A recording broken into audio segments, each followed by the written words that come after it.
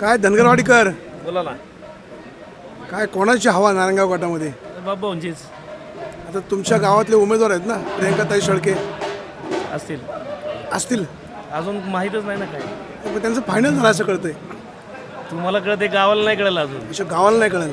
आता गावाच्या सोबत की बाबूभाऊंच्या सोबत? बाबांचे काय कोल्हे साहेब, तुम्ही खासदार साहेब तिकडं, तुम्ही इकडं? आम्ही जो जनतेसोबत, आम्ही त्याच्यासोबत. भाऊ आहेच, नेताही आहेत, सुखदुःखात सगळ्या अडचणीत, फक्त सुखदुःखात नाही तर गावच्या विकासात सगळीकडे थांबणं गरजेचं आहे. धनगरवाडी गावचा कल काय राहील?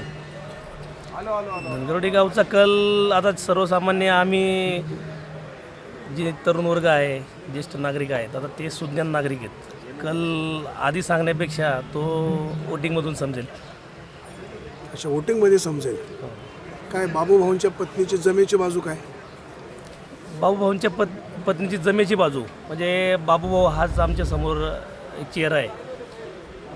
जमेची बाजू म्हणण्यापेक्षा आता सर्वच उमेदवार जे आहेत ते लेडीजला आपल्याकडे आरक्षण पडलेलं आहे.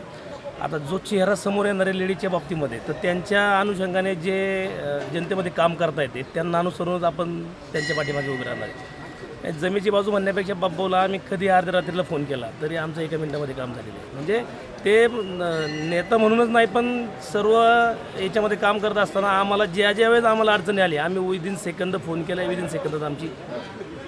आता प्रियंका शेळके म्हणजे त्यांचं वक्तृत्व चांगलं आहे, कर्तृत्व चांगलं आहे, नेतृत्व चांगलं आहे. वक्तृत्व चांगलं असणे, कर्तृत्व म्हणण्यापेक्षा माणसाच्या अंगामध्ये काम करण्याची जी क्षमता आहे ती महत्त्वाची आहे. फक्त वक्तृत्व चांगलं असून पण नाही ना, काम करण्याची एक पद्धत पण पाहिजे. आता तुम्ही म्हणशाल की बाबा धनगरवाडीमधून तुम्ही माझ्याकडे आले, मी बाबूच्या बरोबर काय, जर लोकशाही आहे ना, ते काय लोकशाही. वक्तृत्व आणि नेतृत्व चांगलं असतं तर मग आम्ही त्यांच्याबरोबर असतो ना. म्हणजे आम्हाला जर ती जमेची बाजू वाटली असते त्यांची चांगली, मग आम्ही नारायणगावमध्ये काय. आता प्रत्येक गावात थोडंफार राजकारण प्लस मायनस होत असतं. त्या बाजार समितीच्या संचालिका पण आहेत ना? संचालिका आहेत, तर त्या त्यांच्या याच्यावरती काम करता येते. पण आम्हाला आमच्या दृष्टिकोनातून आमच्या गावासाठी जे त्यांनी आत्तापर्यंत, तुम्ही पहिला प्रश्न विचारला की बाबा तुमच्या गावातून पण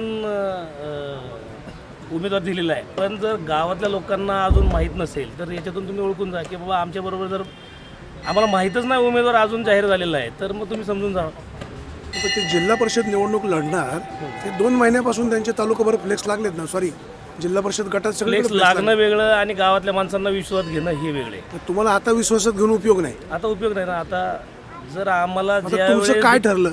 आता आमचं ठरलंय नेहा ताई पाटेच, गावकी भावकी ते फक्त बाबू.